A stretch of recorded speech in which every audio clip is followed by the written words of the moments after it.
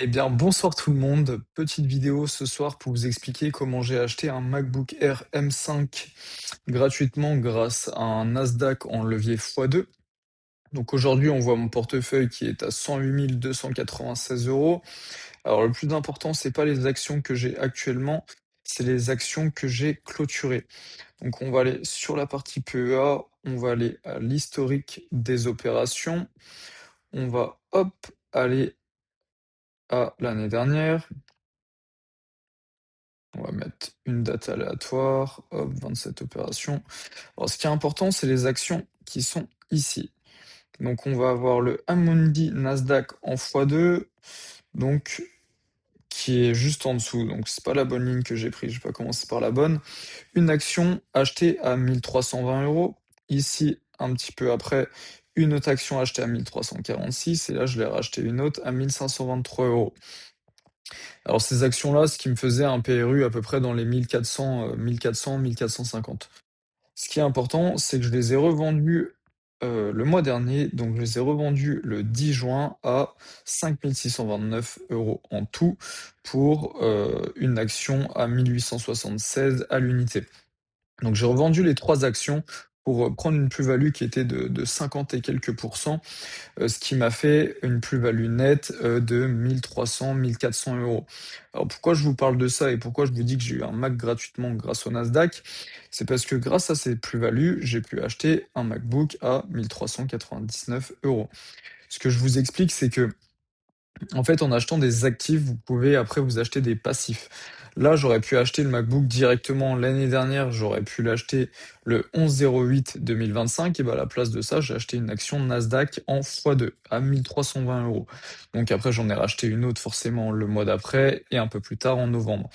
Avec ces 3 actions, avec une plus-value de 50 en, 8 mois, on va dire, j'ai pu m'acheter un MacBook Air M5 gratuitement. Donc les plus-values m'ont servi, forcément à payer le MacBook et encore, je vous dis que les plus-values m'ont servi, mais honnêtement, elles sont restées dans le PEA et je l'ai acheté avec du comptant que j'avais, de la liquidité, à part. Donc j'ai laissé les plus-values sur le PEA pour continuer l'effet cumulé. Les fondamentaux là-dessus, c'est vraiment que avec des actifs, vous pouvez vous acheter des passifs, mais il faut être patient. Le Mac, j'aurais pu me l'acheter il y a 6 mois, il y a 3-4 ans, il y a 5 ans, mais j'ai préféré continuer à investir jusqu'à ce que j'ai vraiment besoin de ce Mac. C'est-à-dire qu'avoir un Mac pour rader la bourse quand on a 10 000 €, je trouvais pas ça très utile. Mais maintenant que je commence à avoir un portefeuille où il y a un petit peu plus de value, donc là on est à 108 296 et que je passe un petit peu plus d'ordre, je trouve ça important maintenant, d'avoir un ordinateur qui me permet d'aller voir les graphiques, qui permet de me voir un petit peu plus grand plutôt que sur l'iPhone. Alors ça a beau être un iPhone Pro Max et cetera, c'est quand même plus sympa de voir ça sur un ordinateur. Donc pour faire le point sur, mon portefeuille, j'ai fait une vidéo hier, qui est aujourd'hui d'ailleurs, mais qui est postée, qui celle-là sera postée demain et l'autre a été postée donc aujourd'hui, où j'étais à 107 780. J'ai acheté un petit peu de Nasdaq et entre-temps, en, 1 heure de marché qui restait ouvert, j'ai pris, 400 balles. Donc là, je suis à 108 296, il me reste 5 200 € de mensualité. Le but avec ça, c'est de continuer à lisser mes prix d'achat. Donc là, il y a j'ai le MSCI Emerging Market en Asia que je viens d'acheter, le World en x2 et le Japon que je viens d'acheter. Donc tout ça, c'est des positions que j'ai pris la semaine dernière. Donc là, la plus gagnante forcément, c'est le MSCI World en x2. Donc là, je commence à charger un petit peu sur le x2, hein. Là, j'ai acheté pour 14 000 € d'actions, du coup, la semaine dernière. Donc ça fait 14,2 de mon capital. C'est vrai que mon capital, il est à, 96 entre guillemets dans, les USA. Heu, donc et après ça va être on va avoir, 2 sur le Emerging Asia et 2 sur le Japon.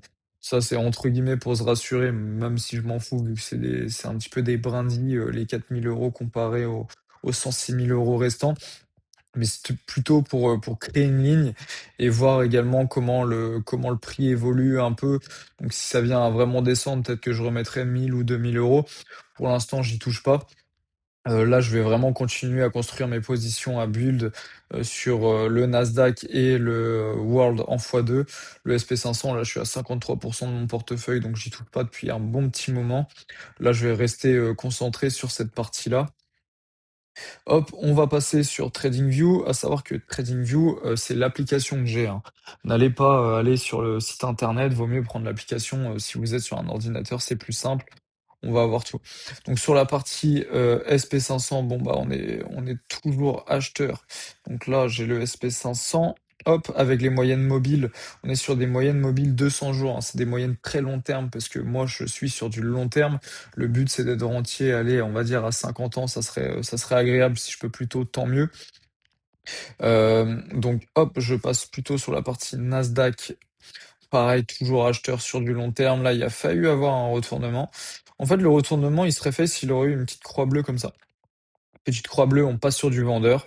Ça veut pas dire que ça va descendre, ça veut juste dire qu'on est sur une tendance long terme vendeuse. Donc là, il y a eu grosse cassure, donc forcément, il faut un peu de temps après que ça passe vendeur. Là, ça passe vendeur, et après, ça passe racheteur. Où faut être intelligent sur des choses comme ça. C'est sur les mini crash, les flash crash comme j'appelle ça. Quand je dis un crash, ça veut pas dire que y a un crash boursier, on perd moins 30%, ça veut dire que ça se casse un peu la binette. Donc on enlève ça, hop. Par exemple là, en avril, il s'est passé quoi? Alors ça devait être la guerre avec l'Iran, je pense.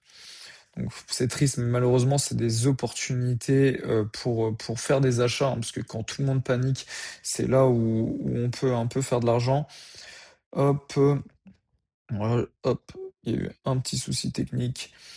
Hop, donc là, bah 33%, hein. Là, vous achetez en bas jusqu'au plus haut de mi-juin, vous prenez 33%. C'est énorme. Le mec qui pose 100 briques ici, il prend 33 000 sans rien faire.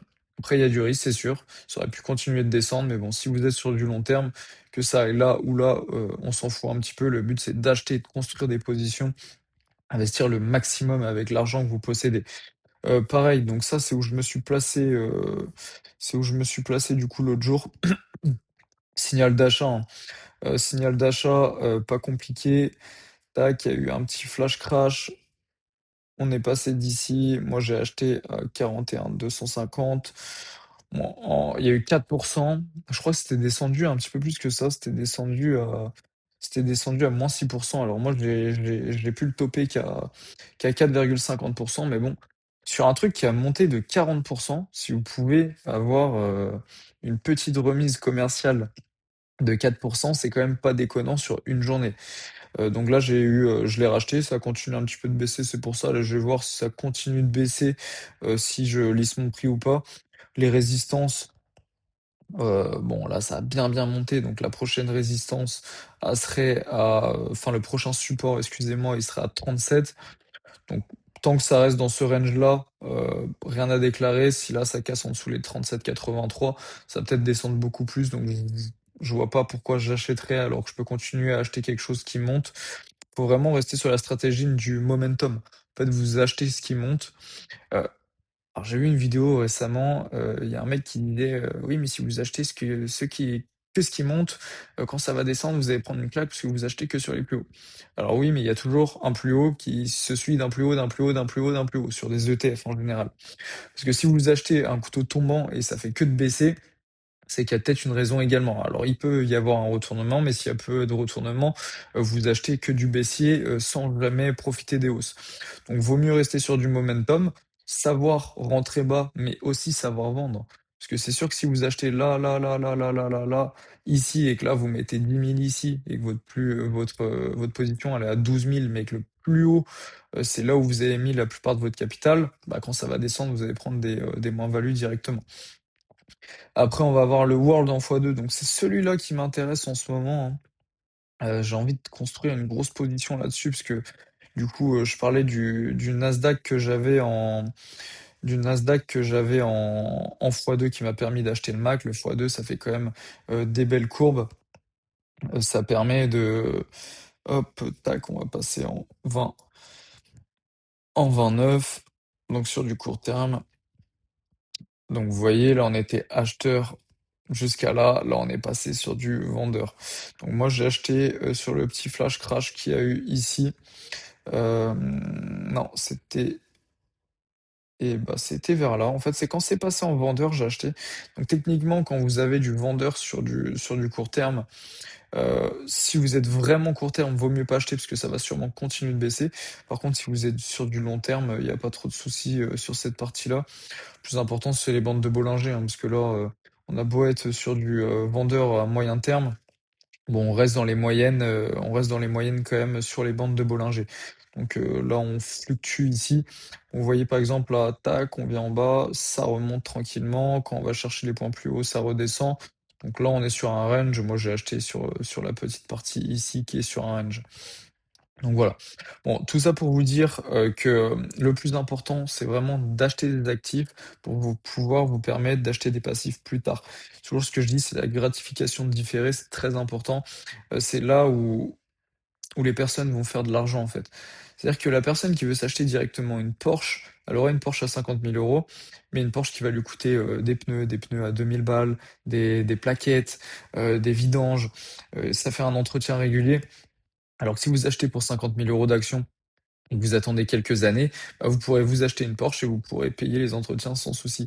Alors que là, il y a certains, ils ont des Porsche, mais derrière, ils sont en train de manger des pâtes, tous les jours. Donc c'est pas le but. Le but, c'est de se faire plaisir, d'aller au resto, de kiffer avec, sa famille, avec sa compagne, avec ses potes, de voyager. Donc c'est aussi ça le but, faut trouver un juste équilibre entre investissement et vie perso. Donc je vous laisse sur ces beaux derniers mots et on se dit à bientôt.